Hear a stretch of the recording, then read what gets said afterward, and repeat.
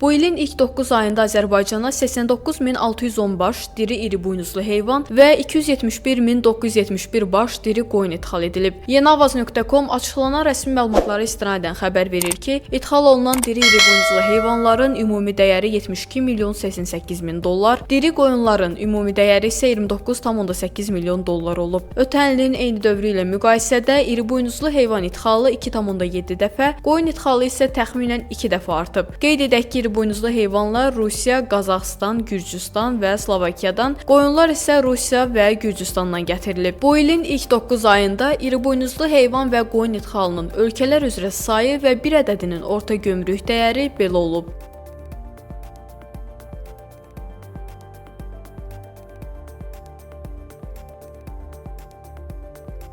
Onu da qeyd edək ki, diri iri buynuzlu heyvan ixalı son illərin rekord səviyyəsinə yüksəlib. Əvvəlki illərin ilk 9 ayında heç vaxt bu ilki səviyyədə diri iri buynuzlu heyvan ixalı qeydə alınmayıb. Son 11 ilin yanvar-sentyabr aylarında Azərbaycanın ixal etdiyi diri iri buynuzlu heyvanların sayı bu şəkildə olub.